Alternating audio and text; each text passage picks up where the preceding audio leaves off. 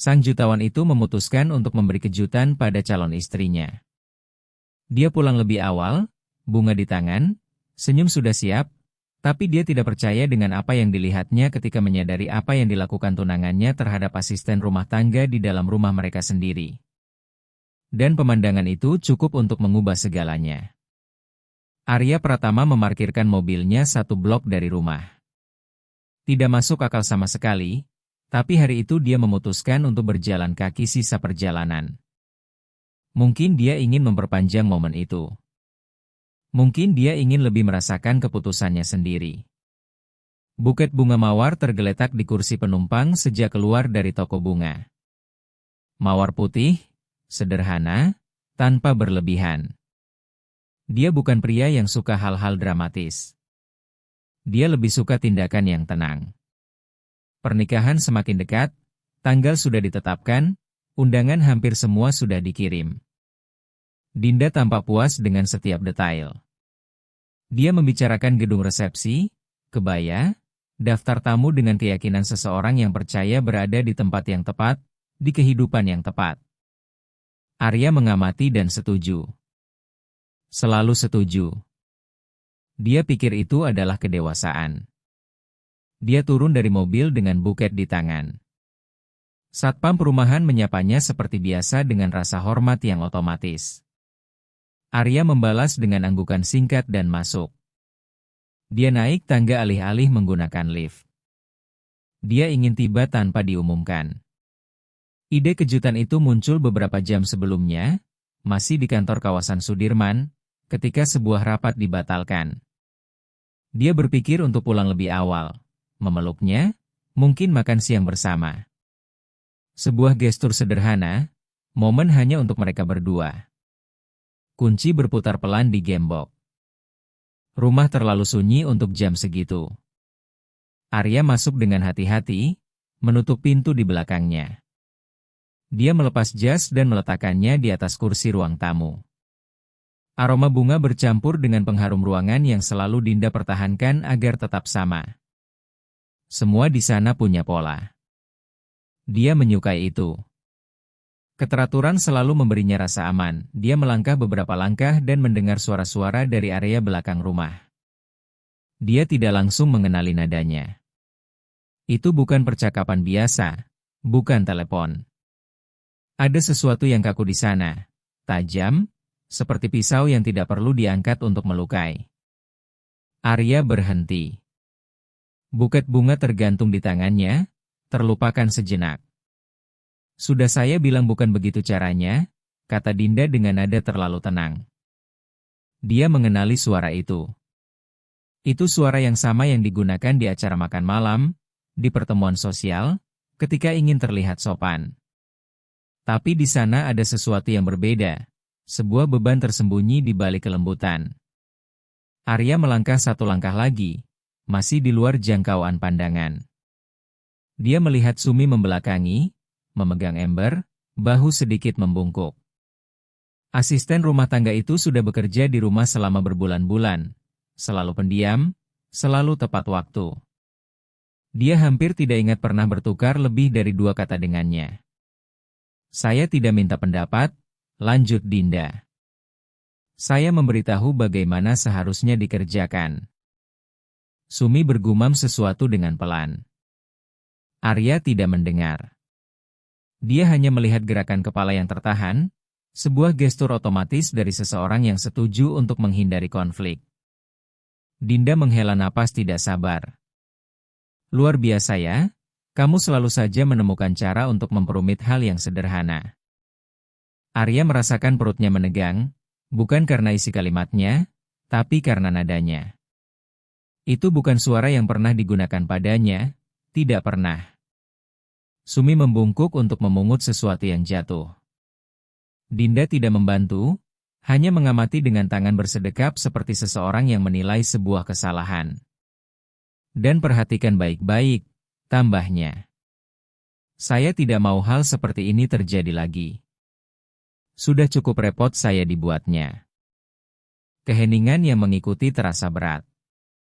Sumi mengangguk lagi tanpa mengangkat wajahnya. Arya menyadari sesuatu yang tidak pernah disadarinya sebelumnya. Rumah itu tidak sunyi, rumah itu menahan diri.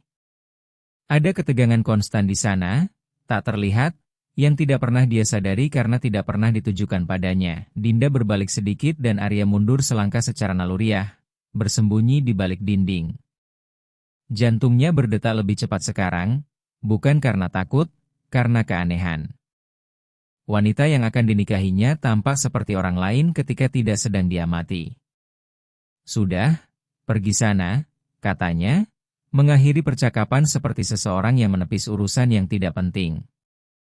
Sumi melewatinya tanpa melihatnya, membawa ember, mata tertunduk, langkah tergesa. Arya menahan dorongan untuk memanggilnya, dia tidak tahu kenapa. Hanya saja tidak memanggilnya. Dinda keluar tak lama kemudian, merapikan rambut, wajah sudah kembali tenang, berjalan menuju ruang tamu. Arya menjauh lebih jauh, kembali ke koridor depan. Buket bunga terasa berat sekarang, seperti sesuatu yang tidak pada tempatnya, hampir konyol. Dia melewatinya tanpa menyadari kehadirannya dan menuju ke kamar. Suara pintu tertutup menggema di seluruh rumah. Arya berdiri diam selama beberapa detik, menatap bunga, menatap lantai yang terlalu bersih. Semuanya persis seperti biasanya. Namun sesuatu telah berubah. Bukan kemarahan yang dia rasakan. Itu sebuah keretakan, sebuah celah yang sunyi. Dia berbalik, berjalan ke pintu, dan keluar dari rumah tanpa bersuara. Bunga-bunga itu tertinggal di meja depan, terlupakan, tidak pada tempatnya. Di luar, matahari masih tinggi. Arya menarik napas dalam, mencoba menyusun pikirannya. Dia hanya tahu satu hal. Kejutan itu bukan untuk Dinda, kejutan itu untuknya. Dan tidak ada jalan kembali dari apa yang baru saja dilihatnya. Arya Pratama tidak kembali ke rumah sore itu. Dia masuk ke mobil, meletakkan tangan di setir, dan diam selama beberapa detik, menatap ke depan tanpa benar-benar melihat apapun. Pantulan kaca depan mengembalikan gambaran seorang pria yang tampak utuh. Di dalam, sesuatu telah bergeser dari tempatnya. Bukan amarah, bukan kekecewaan yang terbuka, itu sebuah rasa tidak nyaman yang terus-menerus, yang tidak bisa diselesaikan dengan pembenaran cepat.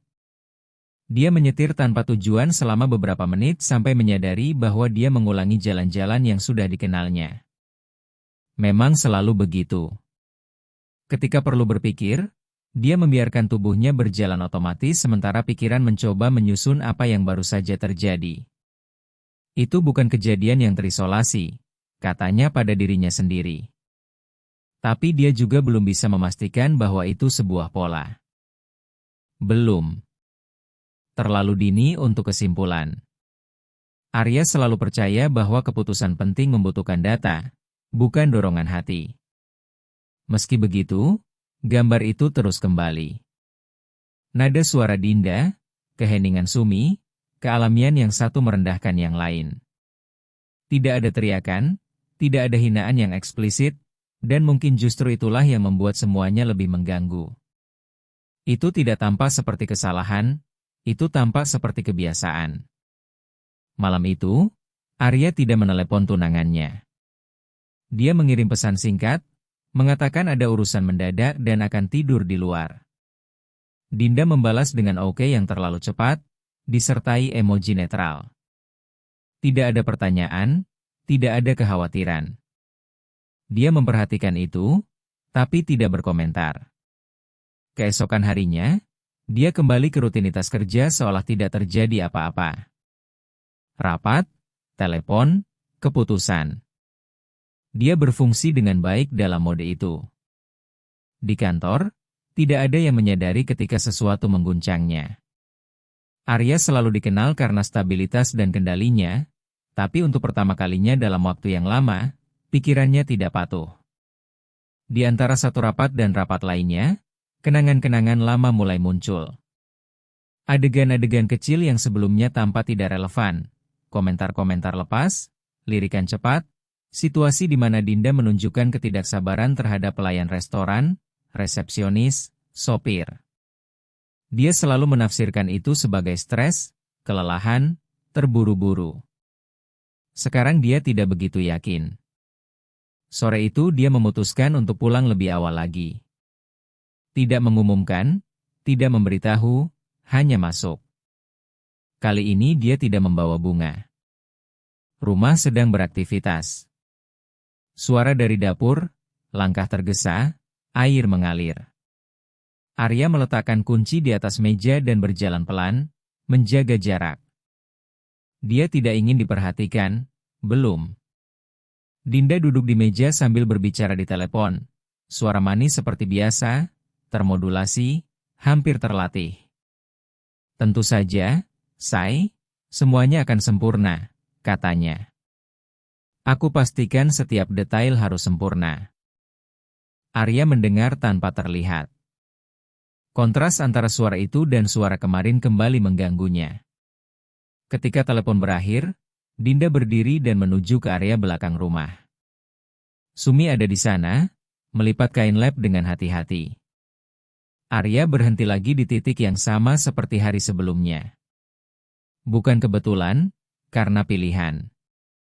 Ini tidak bagus, kata Dinda mengambil kain lap dan menganalisisnya seolah mencari cacat. Bisa diulang? Bisa, Bu, jawab Sumi pelan. Kalau begitu ulang. Saya tidak mau pekerjaan yang asal-asalan. Tidak ada agresivitas yang terbuka, tidak ada kata-kata kasar. Namun beban itu tetap ada. Arya menyadari sesuatu dengan kejelasan yang tidak nyaman. Dinda berbicara dengan Sumi seolah dia adalah bagian dari rumah, bukan seseorang yang ada di dalamnya. Sumi tidak membantah, hanya mengambil kain lap dan mulai dari awal. Dan lihat, perhatikan lebih baik, tambah Dinda sambil menjauh. Saya tidak suka harus mengulangi. Arya merasakan simpul di dada, bukan karena apa yang dikatakan, tapi karena otomatisnya. Adegan itu berlangsung tanpa perlawanan, tanpa kejutan, seolah keduanya tahu persis peran yang mereka tempati. Dinda kembali ke ruang tamu, mengambil ponsel dan mulai menggeser jari di layar dengan acuh. Sumi terus bekerja. Arya menjauh sebelum terlihat, naik ke ruang kerja dan menutup pintu. Dia duduk di meja, menyandarkan siku, dan mengusap wajah. Sekarang tidak ada lagi keraguan. Ini bukan kejadian terisolasi. Ini adalah pola yang kecil, konstan, hampir tidak terlihat, dan justru karena itulah berbahaya. Dia memikirkan pernikahan, memikirkan rumah yang sedang mereka bangun bersama, memikirkan masa depan yang dibayangkannya kokoh. Semuanya tampak sama, tapi tidak. Malam itu, saat makan malam, Dinda sama seperti biasa. Bertanya tentang harinya, berkomentar tentang hal-hal sepele, tertawa di saat yang tepat. Arya menjawab secara otomatis, lebih mengamati daripada berpartisipasi. Tidak sekalipun dia menyebut Sumi. Tidak sekalipun dia tampak menyadari ketidaknyamanan apapun. Itu juga berbicara banyak. Setelah Dinda masuk kamar, Arya tinggal sendirian di ruang tamu. Dia memandang sekeliling, ke perabotan, lukisan, ruang yang direncanakan dengan cermat. Dia menyadari sesuatu yang tidak pernah dipertimbangkannya. Sebuah rumah bisa indah dan tetap tidak adil. Keesokan paginya, dia keluar lebih awal, melewati dapur dan menemukan Sumi sedang menyiapkan kopi. Dia menyapanya dengan selamat pagi yang penuh hormat. Arya membalas dengan nada yang sama.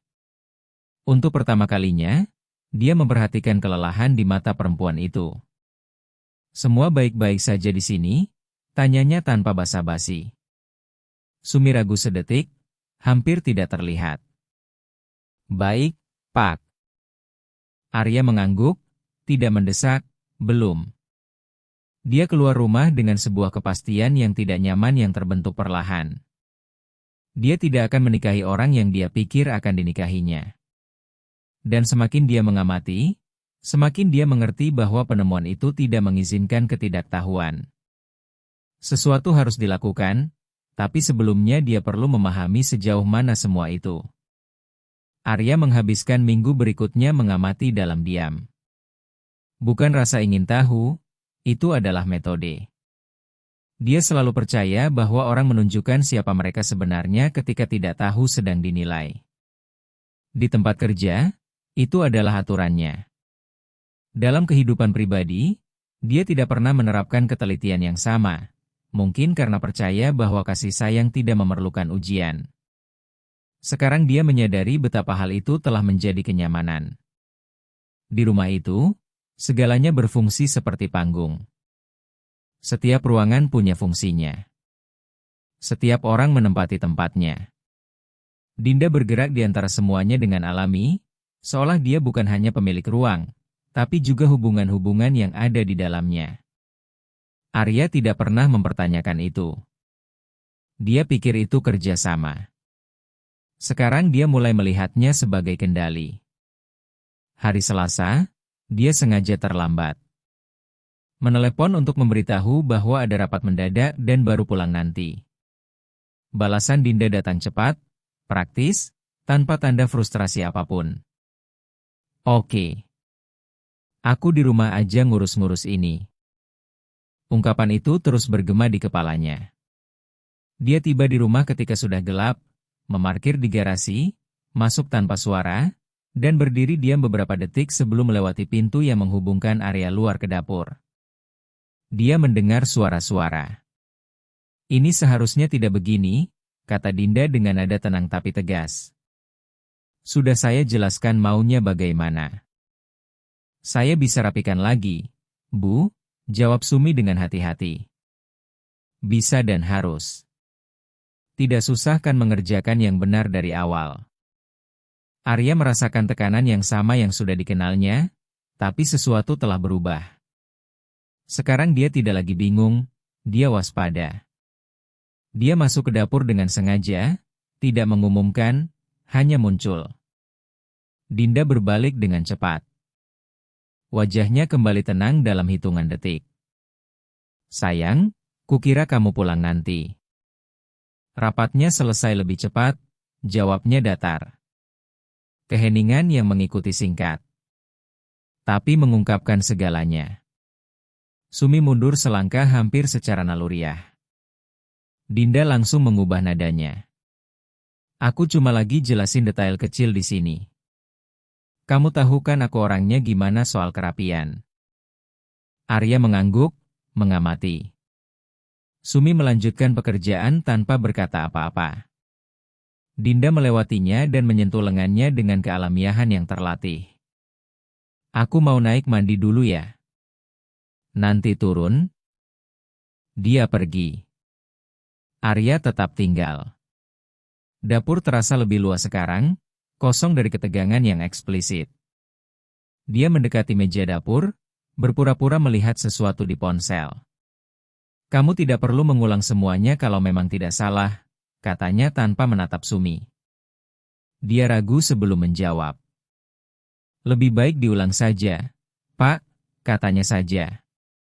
Arya menyimpan jawaban itu. Hari Kamis, dia mengulangi ujiannya. Keluar pagi. Bilang akan pergi 2 hari. Dia tidak pergi. Menginap di hotel dekat rumah dan kembali keesokan sorenya, lagi-lagi tanpa memberitahu. Kali ini dia tidak mendengar suara. Dia mendengar sesuatu yang lebih buruk. Keheningan mutlak. Dia menemukan Sumi sedang mengepel ruang tamu. Gerakannya mekanis, presisi, hampir defensif. Dinda duduk di sofa bermain ponsel. Sumi, katanya tanpa mengangkat mata, kamu lupa membersihkan sudut itu kemarin. Sudah saya bersihkan, Bu, jawab asisten rumah tangga itu dengan suara pelan. Dinda mengangkat mata perlahan. Kalau sudah, berarti bersihnya kurang benar. Karena saya lihat ada debu. Arya berhenti di koridor, mengamati. Itu bukan koreksi, itu dominasi. Mau saya bersihkan lagi, Bu? Tanya Sumi. Saya mau kamu mengerjakan pekerjaanmu dengan benar, Jawab Dinda kering. Tidak ada kegugupan, tidak ada kemarahan, yang ada adalah kenyamanan. Kenyamanan seseorang yang tahu bisa berbicara seperti itu tanpa konsekuensi. Arya merasakan sesuatu mengeras di dalam dirinya. Sebuah kepastian yang keras, tidak nyaman, tapi jelas. Dinda tidak membutuhkan ketidakhadirannya untuk menjadi seperti itu. Dia hanya membutuhkan kepastian bahwa Arya tidak akan ikut campur. Malam itu, saat makan malam, Dinda kembali sempurna. Membicarakan dekorasi pernikahan, berbicara tentang tamu undangan, tersenyum. Arya sedikit merespons, mengamati semuanya dengan jarak yang diperhitungkan. Ketika mereka masuk kamar, dia tidak bisa tidur. Dia memikirkan kata-kata yang digunakan Sumi beberapa hari sebelumnya. Lebih baik diulang saja. Bukan karena salah, tapi karena seseorang memutuskan bahwa itu akan salah. Keesokan paginya, Arya melakukan sesuatu yang tidak pernah dilakukannya. Dia memanggil Sumi untuk berbicara. Bukan interogasi, bukan ceramah, hanya sederhana. Sudah berapa lama kamu bekerja di sini? 7 bulan, Pak, jawabnya. Sebelumnya di rumah-rumah lain, kantor, selalu bersih-bersih. Dan di sini semua baik-baik saja? Sumi menundukkan mata. Lebih lama dari biasanya. Saya mengerjakan pekerjaan saya, Pak, katanya. Arya tidak mendesak, tidak perlu. Jawabannya bukan di kata-kata, tapi di sikapnya. Dia berterima kasih dan pergi. Di hari yang sama di kantor, Arya meminta sesuatu yang jarang dimintanya, pendapat dari luar. Dia menelepon teman lama, seseorang yang bukan bagian dari lingkaran sosial Dinda, seseorang yang mengenalnya sebelum kekayaan, mereka ngobrol sebentar. Arya mendeskripsikan situasi secara objektif, tidak menyebut nama, tidak mendramatisasi.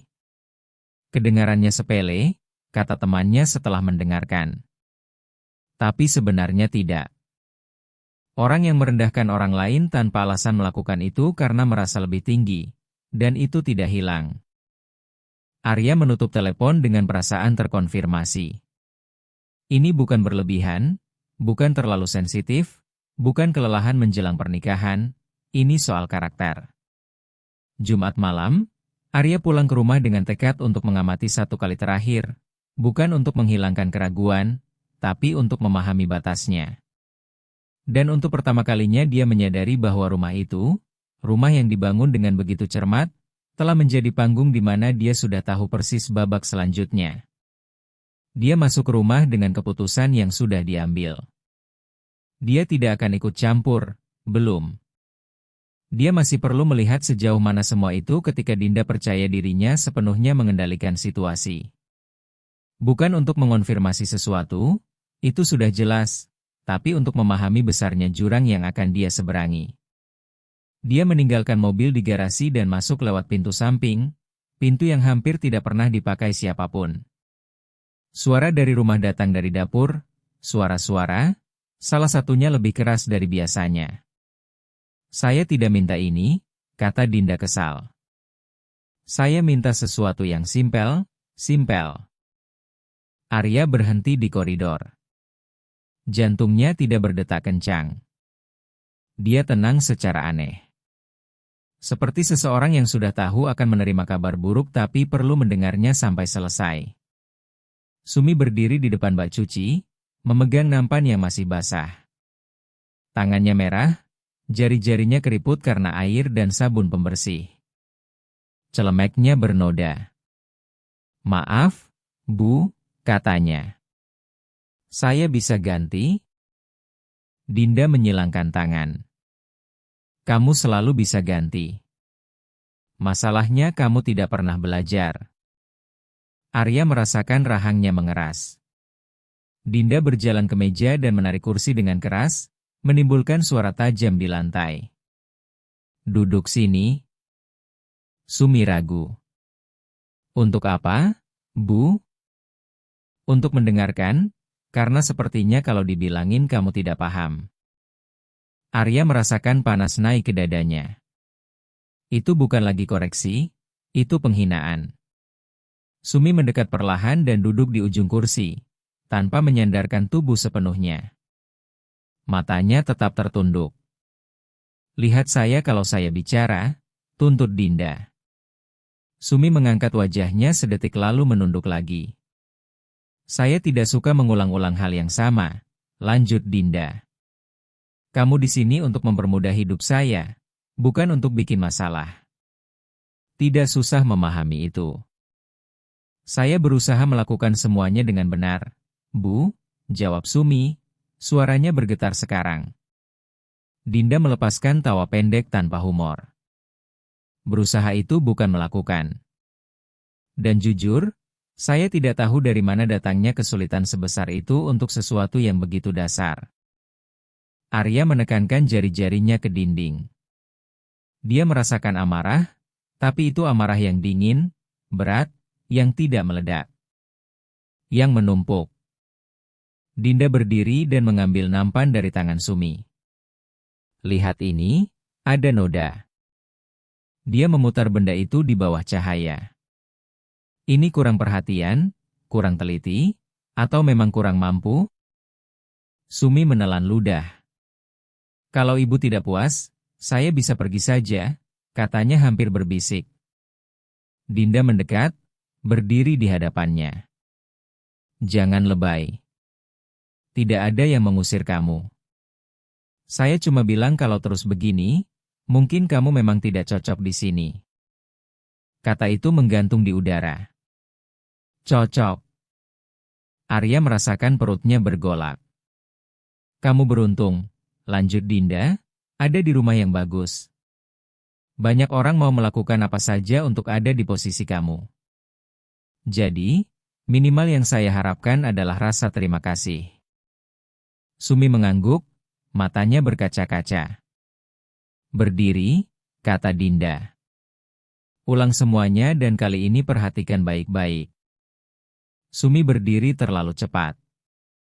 Kursi hampir jatuh ke belakang. Dia membungkuk untuk memungut kain lap yang tergelincir ke lantai. Tangannya gemetar. Arya menyadari sesuatu yang menghantamnya dengan kekuatan yang tidak terduga. Dinda tidak tampak kesal, tidak tampak lelah, dia tampak nyaman. Itu alami baginya.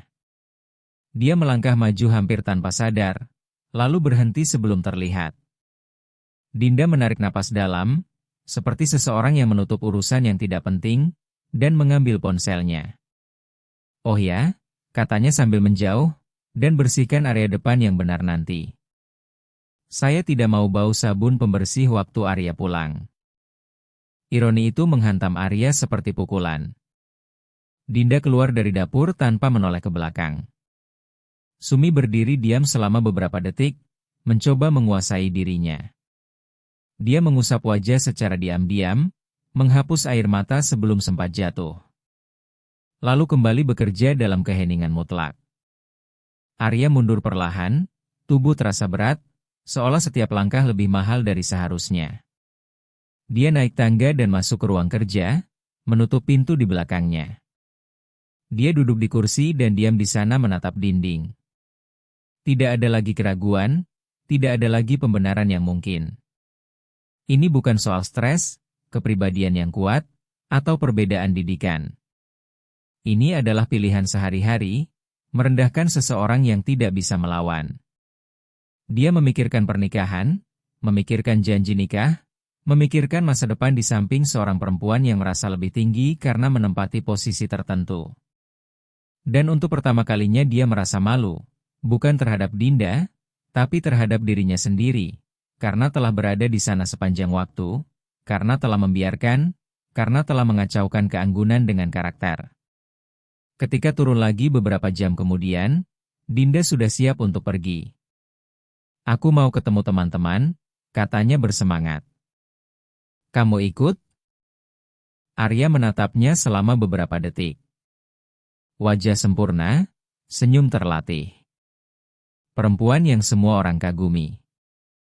Tidak, jawabnya. Aku di rumah saja. Dia mengangkat bahu, memberi kecupan singkat, dan pergi. Pintu tertutup. Arya berjalan ke dapur. Dia menemukan Sumi sedang menyelesaikan pel lantai depan. Semuanya berkilau sempurna, sunyi. "Sudah, kamu boleh pulang," katanya. Sumi mengangguk tanpa mengangkat pandangan. Arya tinggal sendirian di rumah itu, dan dalam keheningan yang berat itu, dia memiliki kepastian mutlak bahwa pernikahan itu tidak akan terjadi. Mulai saat itu, ini bukan lagi pengamatan, ini keputusan. Arya bangun sebelum alarm pagi itu. Kamar masih gelap dan keheningan rumah terasa lebih berat dari biasanya. Dia berbaring beberapa detik menatap langit-langit, mencoba menyusun pikiran yang terus bertumpukan di kepalanya. Tidak ada lagi keraguan. Keputusan sudah diambil. Yang tersisa sekarang adalah belajar hidup dengan bebannya. Dia berbalik pelan di tempat tidur dan mengamati Dinda tertidur di sampingnya. Wajah tenang, rambut terawat bahkan saat baru bangun, gambaran sempurna yang selalu memikat siapapun yang melihat dari luar. Bertahun-tahun, Arya percaya bahwa keselarasan luar itu mencerminkan siapa dia sebenarnya. Sekarang kenangan itu menyakitkan. Menyakitkan karena dia mencintainya, dan cinta membuat segalanya lebih sulit. Dia bangun dalam diam dan pergi ke dapur. Membuat kopinya sendiri, sesuatu yang jarang dilakukannya. Sementara air memanas, adegan penghinaan itu kembali dengan kejelasan yang mengganggu. Tidak ada yang berlebihan, tidak ada salah paham. Dia sudah melihat, sudah mendengar, dan itulah yang paling menyakitkan. Itu bukan kesalahan yang terisolasi, terlalu alami untuk menjadi kecelakaan. Dia duduk di meja dan mengangkat cangkir ke mulut tanpa merasakan rasanya. Dia memikirkan berapa kali memuji Dinda karena anggun, sopan, dari keluarga terpandang. Dia memikirkan betapa bangganya memperkenalkan dia kepada teman-teman, dan untuk pertama kalinya merasa malu pada dirinya sendiri, bukan karena mencintainya, tapi karena telah mengacaukan penampilan dengan nilai. Bayangan ibunya datang tanpa peringatan, bukan sebagai kerinduan yang lembut, tapi sebagai ingatan yang tegas. Seorang perempuan sederhana, tangan selalu lelah, baju kerja yang sudah lusuh, seorang perempuan yang membersihkan rumah orang lain agar anaknya bisa sekolah, yang pulang kelelahan tapi tidak pernah pahit, yang mengajarkannya sejak dini bahwa martabat tidak bisa ditawar, bahwa rasa hormat tidak bergantung pada jabatan, pakaian, atau uang. Kalau ibunya masih hidup, dialah yang akan berada di posisi Sumi. Pikiran itu membuat Arya menutup mata dengan kuat. Dia merasakan simpul di dada, diikuti amarah. Amarah terhadap Dinda, amarah terhadap dirinya sendiri. Amarah karena telah membiarkan seseorang dengan penghinaan seperti itu menempati posisi calon istri. Ini bukan hanya tentang apa yang dia lakukan, ini tentang apa yang itu ungkapkan. Ketika Dinda bangun, dia menemukan Arya sudah berpakaian, bermain ponsel. Dia mengangkat pandangan dan tersenyum singkat, sopan, tertahan. Dia tidak menyadari sesuatu yang berbeda. "Selamat pagi," katanya sambil meregangkan badan. "Selamat pagi," jawabnya. Dinda berbicara tentang hari itu, tentang jadwal, tentang detail pernikahan. Arya mendengarkan, tidak menyela, tidak membantah, hanya mengangguk di beberapa momen. Di dalam, setiap kata tentang upacara terdengar tidak pada tempatnya, seolah mereka membicarakan sesuatu yang sudah tidak ada lagi. Sepanjang hari, Arya mulai membatalkan rencana. Satu telepon di sini, satu lagi di sana. Selalu diam-diam, selalu samar. "Kita tunda dulu ya. Nanti saya konfirmasi." Ada hal yang tidak terduga. Dia tidak menjelaskan, tidak membenarkan, tidak mengumumkan apapun kepada Dinda. Itu bukan balas dendam, itu penutupan. Dinda di sisi lain tetap mempertahankan posturnya yang sempurna. Terus memperlakukan Sumi dengan penghinaan yang sama yang disamarkan sebagai kewajaran. Komentar menyindir, perintah kering, Tatapan superioritas. Tidak ada yang berubah padanya. Dan itu entah bagaimana mengonfirmasi segalanya. Arya mengamati dalam diam. Setiap gestur memperkuat keputusan. Tidak ada penyesalan dari sisinya. Tidak ada refleksi, hanya kepastian seseorang yang selalu merasa di atas. Sumi mulai merasakan sesuatu yang berbeda. Dia tidak bisa menjelaskannya. Arya lebih sedikit bicara, lebih banyak memperhatikan. Ketika dia melakukan kesalahan, dia tidak kesal. Ketika pekerjaannya selesai, dia berterima kasih.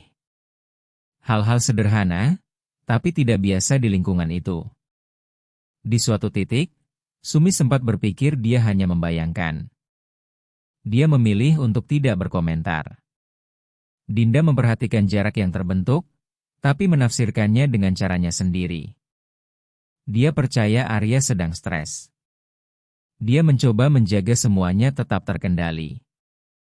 Bagaimanapun, baginya, segalanya selalu bisa diselesaikan selama penampilan yang tepat dipertahankan. Malam itu, Arya kembali tinggal sendirian di ruang tamu. Dia memandang sekeliling, rumah yang sempurna, teratur, indah, semuanya pada tempatnya, namun tetap kosong. Dia memahami kemudian bahwa keputusan itu bukan hanya soal tidak menikah, tapi soal tidak menjadi seseorang yang menutup mata terhadap semua itu.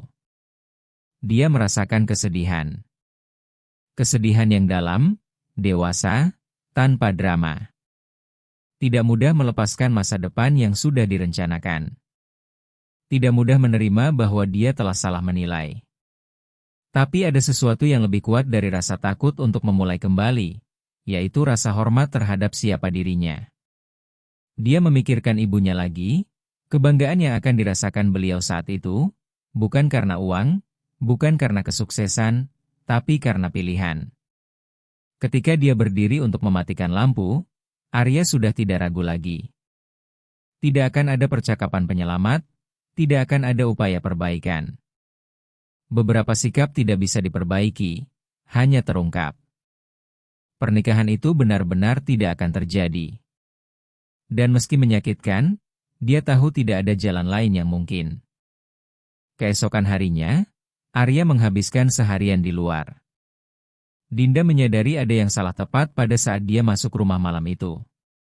Bukan karena jamnya, bukan karena wajah yang tertutup, tapi karena tidak adanya gestur otomatis apapun. Tidak ada ciuman, tidak ada pertanyaan, tidak ada perhatian. Dia meletakkan kunci di atas meja dan berjalan langsung ke ruang tamu. Dinda mengikutinya dengan pandangan yang tidak nyaman. Semua baik-baik saja, tanyanya dengan nada yang sudah sedikit defensif. Arya tidak langsung menjawab. Dia duduk di sofa, menyandarkan siku di lutut, dan menarik napas dalam. Tidak ada lagi yang bisa ditunda. Tidak ada lagi alasan untuk melindungi seseorang yang tidak pernah melindungi siapapun selain dirinya sendiri. Kita perlu bicara, katanya akhirnya. Dinda menyilangkan tangan. Tentang apa lagi sekarang? Arya mengangkat pandangan perlahan. Tentang kamu. Keheningan yang terbentuk bukan keheningan terkejut, itu keheningan waspada. Dinda merasakan perutnya bergolak. Sesuatu dalam nada itu tidak cocok dengan pertengkaran biasa. Aku sudah lihat, lanjut Arya. Aku sudah lihat bagaimana kamu memperlakukan Sumi, dan bagaimana kamu selalu memperlakukannya. Dinda melepaskan tawa pendek, tidak percaya. Kamu membicarakan itu? Serius? Serius, jawabnya tegas. Dan itu bukan sekali, bukan komentar yang terisolasi. Dia melangkah beberapa langkah di ruang tamu, jelas kesal. Arya, dia itu pembantu. Aku cuma menuntut apa yang harus dikerjakan. Bukan? Dia memotong. Kamu menghina. Kata itu jatuh berat di antara mereka. Menghina. Dinda berbalik dengan kasar. Sekarang jadi dosa bicara sama orang yang tidak becus kerja? Arya berdiri. Kamu bicara seolah dia bukan manusia, katanya. Seolah dia tidak layak mendapat rasa hormat dasar. Dinda mengatupkan bibirnya. Kamu berlebihan. Terlalu sensitif. Pasti karena stres. Jangan coba membuatku meragukan apa yang sudah kulihat, jawabnya. Aku ada di sana. Aku mendengar setiap kata, lebih dari sekali. Dinda menarik napas dalam, mengubah nada. Aku cuma lagi emosi. Kamu tahu kan aku orangnya perfeksionis. Memang dari dulu begitu. Perfeksionis sama siapa? Tanya Arya. Karena sama aku kamu tidak pernah begitu. Dia terdiam sejenak. Sama kamu beda, jawabnya akhirnya. Kamu kan calon suamiku. Arya mengangguk perlahan. Justru itu masalahnya. Dinda mengerutkan kening. Maksudnya? Kamu tahu persis kapan harus bersikap sopan, katanya. Kamu memilih. Keheningan kembali, sekarang lebih berat. Terus kamu maunya apa? Tanya Dinda dengan nada lebih dingin. Aku minta maaf sama pembantu. Aku ingin kamu jadi orang yang tidak perlu minta maaf setelahnya, jawab Arya. Tapi itu sudah tidak mungkin. Dinda merasakan pukulan itu. Kamu putus sama aku gara-gara ini? Katanya tidak percaya. Gara-gara seorang pembantu? Bukan, jawabnya. Aku mengakhiri ini karena aku sudah melihat siapa kamu sebenarnya ketika kamu pikir tidak ada orang penting yang melihat. Dia tertawa gugup. Ini konyol. Kamu membuang semua yang sudah kita bangun gara-gara satu kejadian di luar konteks. Itu bukan kejadian, kata Arya. Itu refleks. Dinda mendekat, wajah mengeras. Kamu menghakimi aku karena sesuatu yang terlalu kecil. Kecil buat kamu, koreksinya. Besar sekali buat aku. Dia membuka mulut untuk menjawab tapi berhenti. Untuk pertama kalinya, dia menyadari bahwa Arya tidak sedang meminta penjelasan.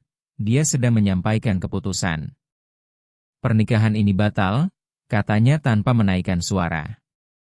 Dinda memucat. Kamu tidak mungkin serius? Serius, jawabnya. Aku sudah membatalkan semuanya. Apa? Matanya membelalak. Kamu melakukan itu tanpa bicara dulu sama aku? Iya, katanya, karena tidak ada yang perlu didiskusikan. Dinda merasakan lantai hilang dari bawah kakinya. Kamu membuang aku, katanya dengan marah. Setelah semua ini. Bukan, jawab Arya. Aku menjaga diriku sendiri. Dia mundur beberapa langkah, napas memburu. Kamu akan menyesal, katanya. Kamu membuang perempuan sempurna. Arya menatapnya dengan tenang. Sempurna buat siapa? Tanyanya. Karena buat aku, karakter selalu jadi syarat minimum. Dinda terdiam. Tidak ada argumen. Tidak ada permohonan, hanya keterkejutan. Dari koridor, Sumi mendengar suara-suara yang meninggi. Dia berhenti dengan ragu, tidak memahami kata-katanya, tapi merasakan bebannya. Sesuatu di sana sedang pecah untuk selamanya. Arya melewatinya tak lama kemudian, mengambil jaketnya. Pak mau keluar? Tanya Sumi dengan suara nyaris tak terdengar. Iya, jawabnya. Kamu pulang saja, besok kita bicara. Dia merasa bingung. Arya keluar dari rumah tanpa menoleh ke belakang. Untuk pertama kalinya sejak masuk ke dalam hubungan itu, dia merasakan kelegaan bercampur rasa sakit. Bukan kebebasan yang ringan, itu kebebasan yang direbut dengan paksa. Di dalam rumah, Dinda tetap berdiri diam, menatap kekosongan. Keheningan sekarang tidak melindunginya. Topeng telah jatuh dan tidak ada yang bisa dikatakannya untuk mengubah itu. Konfrontasi sudah terjadi dan mulai saat itu tidak ada lagi kepura-puraan yang mungkin. Rumah terasa berbeda setelah Arya pergi. Tidak ada teriakan, tidak ada barang pecah, tidak ada adegan. Namun semuanya tidak pada tempatnya. Dinda berjalan mondar-mandir seperti seseorang yang mencoba menata ulang sesuatu yang tak terlihat. Keheningan mengganggunya lebih dari pertengkaran manapun. Dia mencoba menelepon Arya malam itu juga. Menelepon sekali, lalu lagi, tidak ada jawaban. Mengirim pesan pendek, lalu panjang, lalu agresif. Tidak ada. Untuk pertama kalinya sejak mereka saling mengenal, dia tidak mengendalikan situasi. Di kamar, dia membuka lemari dan menatap gaun-gaun yang dipilih untuk pernikahan. Semuanya ada di sana. Semuanya tampak utuh, tapi tidak lagi berarti apa-apa. Di sisi lain kota, Arya tidak pergi ke hotel. Dia tidak ingin kemewahan, tidak ingin pengalih perhatian. Dia menghentikan mobil di sebuah kampung sederhana, dekat rumah tempat dia dibesarkan di pinggiran Jakarta, dan diam di sana beberapa menit, menatap jalan yang sunyi. Dia mematikan mesin dan menarik napas dalam. Kenangan tentang ibunya kembali dengan kuat. Pintu yang sederhana, bau masakan yang dibuat terburu-buru, kelelahan di matanya yang tidak pernah diiringi kepahitan. Arya menyadari bahwa selama bertahun-tahun dia mencoba membangun kehidupan yang tanpa aman, sempurna, terhormat, dan dalam pencarian itu hampir melupakan apa yang benar-benar penting. Dia tidur buruk malam itu. Keputusan tidak menghapus perasaan. Mencintai seseorang tidak hilang begitu saja karena ketetapan hati, tapi dia tahu bahwa bertahan akan lebih mahal daripada pergi. Keesokan paginya, Arya tidak kembali ke rumah. Dia langsung ke kantor. Meminta semua urusan pribadi ditangguhkan. Tidak mau pertanyaan, tidak mau komentar, hanya perlu bertindak. Konsekuensinya mulai bermunculan dengan cepat. Pembatalan pernikahan tersebar. Vendor menelepon, teman-teman bertanya, keluarga merasa aneh. Arya sedikit merespons, tidak memberi detail, tidak menjelaskan diri, tidak perlu. Dinda di sisi lain mulai merasakan beban nyata dari putusnya hubungan. Ini bukan hanya akhir dari sebuah hubungan, ini kehilangan posisi yang dia yakini permanen. Dia mencoba mengendalikan narasi, menelepon teman-teman satu lingkaran, berbicara tentang kesalahpahaman, tentang fase sulit, tentang stres. Tidak ada yang berani mengonfrontasinya, tapi juga tidak ada yang tampak yakin. Di rumah, Sumi kembali bekerja tanpa tahu persis apa yang telah terjadi. Dia merasakan suasana yang berbeda, lebih dingin. Dinda jarang bicara. Ketika bicara, nadanya lebih keras lagi. Tapi ada sesuatu yang baru di sana. Rasa tidak aman. Di satu titik, Dinda meledak. "Kamu pasti senang kali lihat ini," katanya tanpa alasan yang jelas. Sumi menatapnya terkejut. "Tidak, Bu." "Pasti senang," lanjut Dinda. "Aku yakin kamu yang memasukkan hal-hal aneh ke kepalanya." Sumi merasakan wajahnya memanas. "Saya tidak pernah bilang apa-apa," jawabnya dengan suara tegas untuk pertama kalinya. Dinda terdiam. Tidak ada tuduhan konkret, hanya kemarahan. Arya mengetahui kejadian itu belakangan. Sumi menceritakannya dengan hati-hati, tanpa mendramatisasi. Tidak meminta apa-apa, hanya memberitahu. Arya mendengarkan dalam diam dan mengonfirmasi sesuatu yang sudah diketahuinya. Rumah itu tidak akan lagi menjadi tempat yang aman bagi siapapun selama Dinda masih ada di sana. Di penghujung hari, Arya kembali ke rumah hanya untuk mengambil beberapa barang. Tidak memberitahu. Masuk dengan kunci, berjalan di koridor, dan menyadari bahwa ruang itu sudah bukan miliknya secara emosional. Dinda muncul di ruang tamu. "Kamu tidak bisa begitu saja menghilang," katanya mencoba mempertahankan postur. Aku tidak menghilang, jawab Arya. Aku pergi. Kamu mau menjelaskan ini ke semua orang? Tanyanya. Tidak, jawabnya. Aku tidak berutang penjelasan publik untuk keputusan pribadi. Dinda merasakan kekalahan mewujud. Kamu menghancurkan semuanya, katanya. Bukan, jawab Arya. Aku menghindari terus melakukan kesalahan. Dia mengambil koper dan berjalan ke pintu. Mulai hari ini kamu tidak bicara lagi dengan Sumi, tambahnya. Segala urusan lewat aku. Dinda tidak menjawab.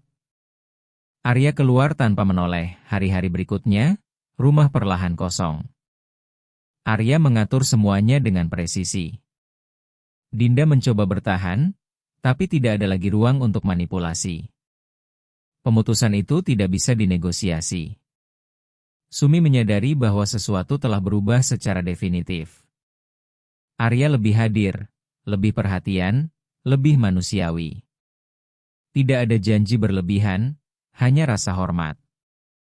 Pak akan baik-baik saja? Tanyanya suatu sore. Arya tersenyum tipis. Iya, jawabnya, karena aku sudah melakukan apa yang harus dilakukan. Malam itu, sendirian di sebuah apartemen sementara, Arya duduk di lantai ruang tamu yang kosong. Tidak ada perabotan, tidak ada kenyamanan, tapi ada sesuatu yang sudah lama tidak dirasakannya, yaitu koherensi. Konsekuensinya baru saja dimulai. Beberapa akan sulit, yang lain membebaskan. Dia tahu masih ada satu langkah terakhir yang harus diambil. Langkah yang bukan soal konfrontasi, tapi penutupan. Masa lalu telah ditutup. Masa depan masih perlu didefinisikan. Arya kembali ke rumah di pagi hari. Tidak memberitahu, tidak mengirim pesan, tidak datang terburu-buru maupun ragu. Masuk lewat pintu utama dengan kunci di saku, melewati lorong, dan langsung merasakan bahwa tempat itu sudah bukan yang sama. Rumah itu sunyi, tapi bukan dalam ketenangan. Itu keheningan yang tegang, syarat, seolah setiap dinding masih menyimpan gema dari apa yang telah dikatakan dan apa yang telah dihindari. Dinda ada di dapur. Mengenakan pakaian berwarna terang, rambut tertata, riasan terlalu tipis untuk seseorang yang tidak tidur nyenyak. Memegang secangkir kopi yang pasti sudah dingin. Ketika melihatnya, dia mengangkat pandangan dengan keterkejutan yang tertahan, terlalu cepat untuk tampak seperti kejutan yang sesungguhnya. Kamu pulang pagi, katanya mencoba mempertahankan nada netral. Arya tidak langsung menjawab. Dia berjalan ke meja, menarik kursi, dan duduk. Meletakkan ponsel di samping tangan, dalam keadaan mati. Kita perlu bicara, katanya langsung. Dinda menarik napas dalam, seolah sudah melatih adegan itu sepanjang malam. Aku tahu ini tidak akan berakhir begitu saja, jawabnya. Kamu pergi tanpa bilang apa-apa, Arya. Itu tidak adil. Dia menatapnya dengan tenang. Tidak ada kemarahan di wajahnya, tidak ada keraguan. Yang tidak adil, katanya, adalah apa yang kamu lakukan. Dia mengerutkan kening. Kamu masih membicarakan itu? Masih, jawabnya. Karena itu bukan kejadian terisolasi. Itu pengungkapan. Dinda meletakkan cangkir di meja dapur dengan lebih keras dari yang dimaksudkan. Aku kelewatan. Aku sudah paham. Tidak akan terulang lagi. Arya menggeleng pelan. Ini bukan soal terulang atau tidak. Ini soal siapa kamu sebenarnya ketika merasa tidak ada orang penting yang melihat. Keheningan mengisi ruang di antara mereka. Sudah selesai. Dia melanjutkan tanpa menaikkan suara. Dan kamu tidak akan tinggal di rumah ini lagi. Dinda memucat. Kamu tidak bisa memutuskan itu sendirian. Bisa, jawab Arya. Dan aku sudah memutuskan. Dia mencoba tertawa gugup. Kamu benar-benar mau membuang semuanya gara-gara seorang pembantu? Pertanyaan itu menggantung di udara. Arya berdiri. Bukan, katanya. Aku mengakhiri semua ini karena kamu. Dinda mencoba mendekat, tapi dia mundur selangkah. Kamu punya waktu sampai akhir hari untuk mengemas barang-barangmu, tambahnya. Sisanya akan diselesaikan oleh pengacara. Dia membuka mulut untuk menjawab tapi tidak menemukan kata-kata. Arya keluar dari dapur dan berjalan menyusuri koridor tanpa menoleh. Sebelum meninggalkan rumah lagi, dia memanggil Sumi. Dia muncul di pintu ruang tamu beberapa detik kemudian, tangan tersilang di depan tubuh, postur tertahan. Tatapannya mengkhianatkan rasa tidak aman. Duduk, Sumi, katanya. Dia menurut perlahan. Arya menarik napas dalam. Saya ingin minta maaf. Sumi mengangkat matanya dengan terkejut. Karena tidak melihat lebih awal, lanjutnya. Karena membiarkan seseorang memperlakukan kamu seperti itu di dalam rumah saya. Dia lama sebelum menjawab. Saya cuma mengerjakan pekerjaan saya, Pak, katanya akhirnya. Saya tahu, jawab Arya. Dan justru itu yang membuat semuanya lebih parah. Dia duduk di hadapannya. Kamu tidak melakukan kesalahan apapun. Tidak memancing, tidak berlebihan, tidak melewati batas apapun. Sumi menelan ludah. Mulai sekarang, beberapa hal akan berubah, lanjutnya. Gaji kamu akan disesuaikan. Beban kerja kamu akan ditinjau ulang, dan kamu tidak akan lagi melapor kepada siapapun selain saya. Dia mengerutkan kening. Pak yakin? Yakin, jawab Arya. Dan saya ingin kamu tahu satu hal, rasa hormat itu bukan kebaikan hati, itu kewajiban. Sumi menarik napas dalam. Matanya berkaca-kaca, tapi dia tidak menangis. Terima kasih, Pak, katanya saja. Kalau kapanpun kamu merasa tidak nyaman di sini, bilang ke saya, tambahnya. Rumah ini harus menjadi tempat yang aman bagi siapapun yang bekerja di dalamnya. Dia mengangguk. Tak lama kemudian, Arya pergi. Dinda menghabiskan sisa pagi mengemas koper, menelepon, mencoba mempertahankan postur yang sudah tidak bertahan lagi. Tidak ada perdebatan, tidak ada rekonsiliasi, hanya penutupan. Menjelang malam, dia pergi. Rumah kosong dari kehadiran yang tidak diinginkan, tapi penuh dengan keheningan yang sesungguhnya. Sumi terus bekerja, sekarang dengan langkah yang lebih tegap, seperti seseorang yang akhirnya memahami bahwa dia tidak perlu mengecilkan diri untuk ada. Arya kembali belakangan, berjalan melewati ruangan-ruangan, dan menyadari bahwa meski ada kehilangan, ada sesuatu yang utuh di dalam dirinya. Dia berhenti di tengah ruang tamu dan mematikan lampu satu persatu, bukan untuk berhemat, karena butuh keheningan. Rumah itu tidak perlu lagi tampak hidup untuk siapapun. Di kamar, dia mengeluarkan jas dari lemari, jas yang sudah disiapkan untuk fitting baju pengantin. Dia mengamati kainnya beberapa detik, lalu melipatnya dengan hati-hati dan memasukkannya ke dalam kotak. Tidak ada tergesa-gesa, tidak ada kemarahan, hanya penutupan. Sebelum tidur, dia melewati area belakang rumah, melihat produk-produk pembersih yang tertata rapi, kain lap yang dilipat dengan cermat, semuanya persis di tempatnya. Gestur-gestur kecil yang berbicara lebih banyak tentang karakter daripada pidato manapun. Keesokan harinya, rumah itu akan memulai rutinitas baru, tanpa teriakan, tanpa topeng, tanpa penghinaan. Arya mematikan lampu terakhir dan menutup pintu kamar.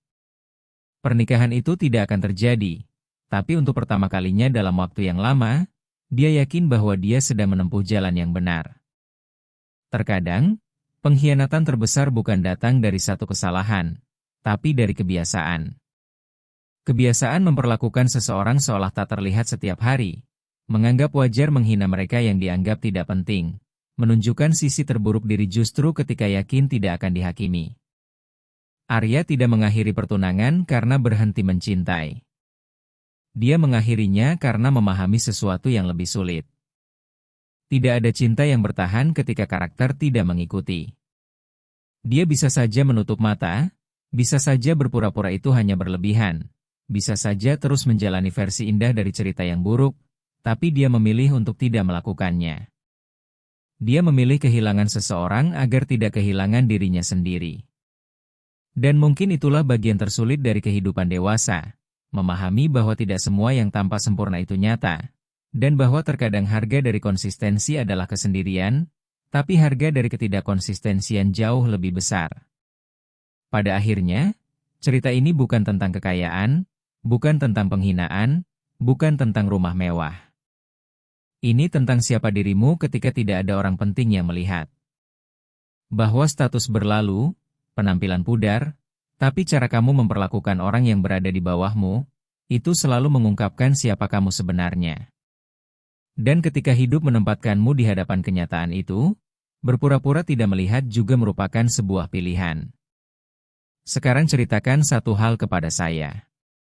Kalau kamu berada di posisi Arya, apakah kamu akan melakukan hal yang sama? Apakah kamu akan tetap di samping seseorang yang memperlakukan orang lain dengan rendah ketika merasa tidak ada orang penting yang melihat? Dan lagi, apakah menurutmu Arya berlebihan dalam mengakhiri hubungan ini? Apakah menurutmu Dinda bisa menjadi orang yang lebih baik? Tulis di kolom komentar pendapatmu. Saya sangat ingin tahu apa yang kamu pikirkan. Sekalian ceritakan dari kota mana kamu menonton video ini. Kalau kamu suka cerita ini, jangan lupa tinggalkan like, subscribe ke channel ini, dan aktifkan loncengnya supaya tidak ketinggalan cerita-cerita berikutnya. Dan bagikan video ini kepada seseorang yang perlu mendengar ini hari ini. Terima kasih sudah bertahan sampai akhir. Kita bertemu di cerita berikutnya.